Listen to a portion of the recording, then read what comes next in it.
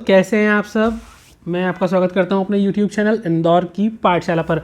और आपके लेकर आए हैं हम बीकॉम सेकेंड ईयर के लिए इन्वायरमेंट स्टडी पर्यावरण अध्ययन का पेपर, जो बहुत इंपॉर्टेंट है आपके लिए। 25 नंबर का पेपर होगा, 8 नंबर पासिंग है। प्राइवेट वाले स्टूडेंट के लिए 30 नंबर का पेपर होगा, 10 नंबर पासिंग है। पेपर को डिटेल में देखने के लिए आप सिर्फ इतना कीजिए कि लाइक कीजिए, शेयर कीजिए अपने दोस्तों में, ग्रुप्स में। और अगर आप नए हैं वीडियो पे सब्सक्राइब कीजिए, बेल आइकन दबाइए ताकि कोई भी अपडेट आपसे ना छूटे। सेकेंड ईयर वालों के लिए बहुत इंपॉर्टेंट इन्फॉर्मेशन है क्योंकि फाइनल ईयर में भी आपको हमारे साथ ही रहना है। और आपके लिए बहुत सारी न्यूज़ेज़ हैं जो अभी आपके एग्ज़ाम के लास्ट पेपर के दिन आपको बता दी जाएंगी। तो वीडियो पर बने रहिएगा। एक वीडियो को पहले से लाइक दीजिए, शेयर कीजिए, सब्सक्राइब कीजिए। और कोई भी क्यूरी आती है, कोई भी डाउट है आपको किसी भी पेपर को लेकर, कोई भी चीज़ है, तो आप मुझे इंस्टाग्राम पर ankit-rathore.official पर मैसेज कर सकते हैं। तो शुरू करते हैं हम पेपर। हर पेपर की तरह यहाँ पे आपको 5 ऑब्जेक्टिव मिलेंगे। पहला, विश्व पर्यावरण दिवस कब मनाया जाता है? World environment day is celebrated on. Second question है, ध्वनि मापन की इकाई क्या होती है? The unit of insurance measurement is. Next है, विश्व खाद्य दिवस होता है। The world food day comes on. कब मनाया जाता है? देखो, इन 3 प्रश्न देखकर आपको इतना मालूम तो पड़ गया कि जो भी आपकी बुक के अंदर या सीरीज़ में जो भी इंपॉर्टेंट डेट्स है उनके बारे में आपको याद करके जाना है कि किस दिन कौन सा दिवस मनाया जाता है, किस दिन क्या होता है। इसके अलावा जो भी पॉल्यूशन होता है उनमें कौन कौन गैसेज इंपॉर्टेंट है, कि पॉल्यूशन कब होता है कब नहीं होता है, ये सारे फीचर्स आपको पढ़ के जाना है। तो ये ऑब्जेक्टिव में काम आएंगे। देखिए, मैं आपको एक नोटिस देना चाहता हूँ वीडियो जो भी देख रहे हैं उनके लिए। इसी पेपर का रट्टा लगा के मत चले जाना। ये पेपर आपका सैम्पल पेपर है गाइज। यहाँ से आपको ये अंदाज़ा पड़ेगा कि कैसे क्वेश्चन एग्ज़ाम में आते हैं। क्या होता है, कई बार बच्चे इन्हीं पेपर के दम पे सिर्फ पढ़ के चले जाते हैं कि हम ये पेपर देखे आएंगे। ऐसा नहीं होता ही। It is just a sample paper जो आपको प्रैक्टिस कराने के लिए होते हैं। एग्ज़ाम में इनमें से क्वेश्चन आ सकते हैं आपको। मैं ये नहीं कहूँगा कि पेपर में क्वेश्चन नहीं आएंगे, इनमें से पेपर में क्वेश्चन आ सकते हैं। पर आप ये बोलेंगे पूरा पेपर इसी में से आए तो नॉट पॉसिबल।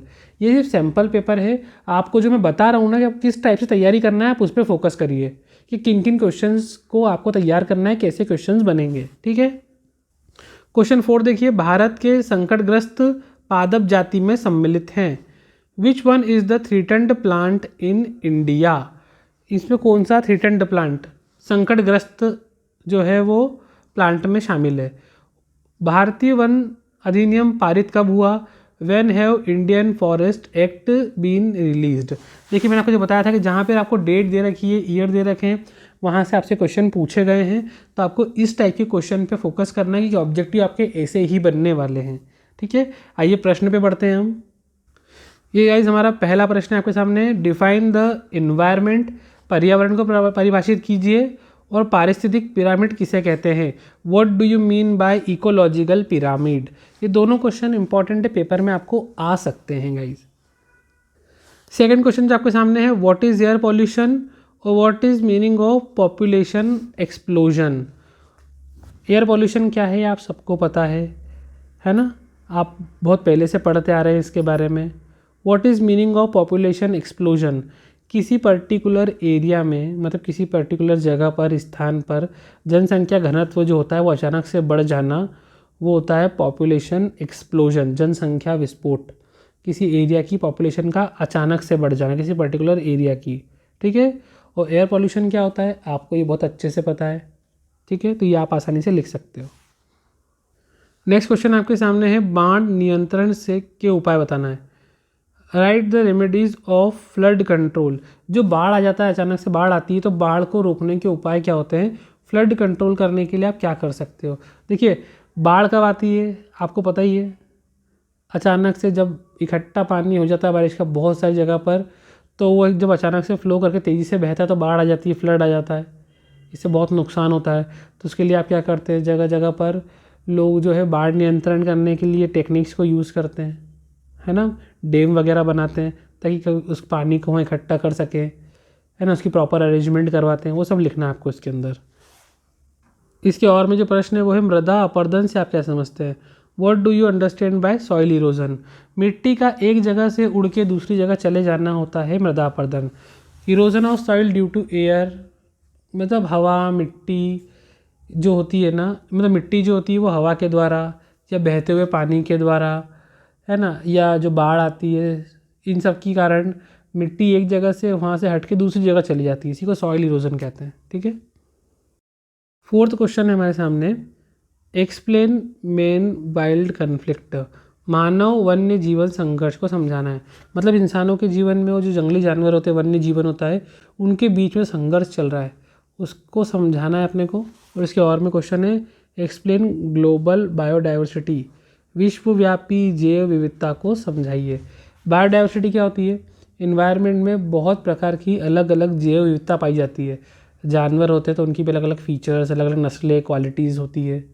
पशु पक्षी होते हैं, ह्यूमन बीन होते हैं, सबकी अलग अलग चीज़ें। तो बायोडाइवर्सिटी क्या होती है उसके बारे में होता है। क्वेश्चन 5, चक्रवात से क्या आशय है? What do you mean by cyclone? और what do you understand by environmental conservation? पर्यावरण संरक्षण अधिनियम से आप क्या समझते हैं? देखो, इन्वायरमेंटल कंजर्वेशन मतलब पर्यावरण को बचाना। पर्यावरण को बचाने से आप क्या समझते हैं, कैसे पर्यावरण को बचा सकते हैं, संरक्षण कैसे कर सकते हैं, वो लिखना है। देखिए, पेपर बहुत इजी गोइंग होने वाला है ये। आप इस सब के बारे में बहुत पहले से जानते हैं, आपको बस एक या दो बार इसको स्टडी करना है, पेपर बहुत अच्छा जाएगा आपका। अब बात करते हैं लॉन्ग क्वेश्चन की। पहला क्वेश्चन है, पर्यावरण से आप क्या समझते हैं? What do you understand bye environment? इसके संघटक की विस्तृत विवेचना कीजिए। Explain its composition.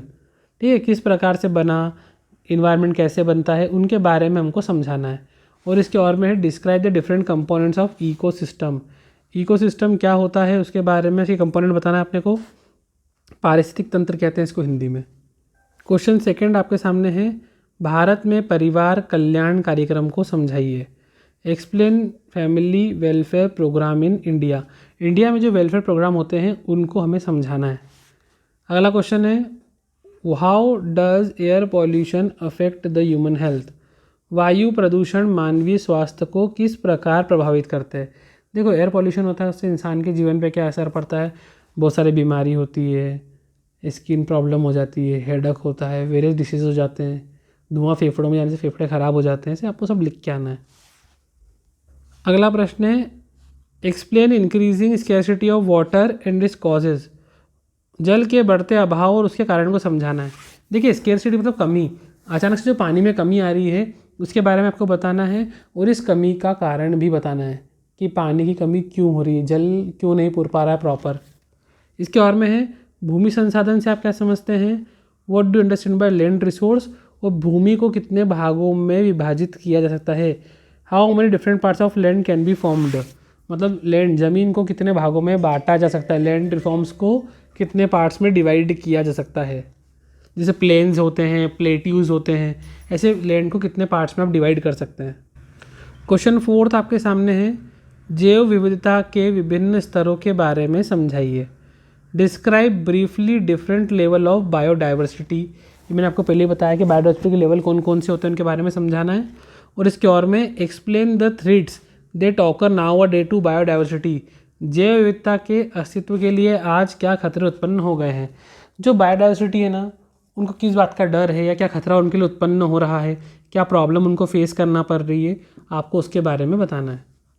और ये रहा क्वेश्चन आपके सामने फिफ्थ, पर्यावरण एवं मानव स्वास्थ्य के संदर्भ में सूचना प्रौद्योगिकी की भूमिका दीजिए।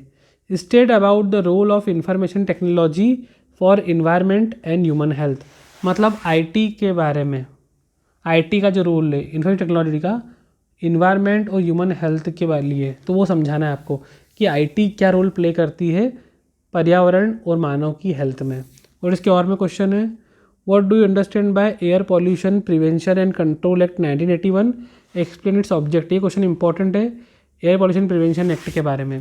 देखिए, ये क्वेश्चन जो मैंने आपको बताए हैं ये ऑलरेडी पेपर्स में आ चुके हैं, अलग अलग ईयर में अलग अलग यूनिवर्सिटी के एग्ज़ाम में भी पूछे जा चुके हैं। तो ये आपके लिए set of important question paper है।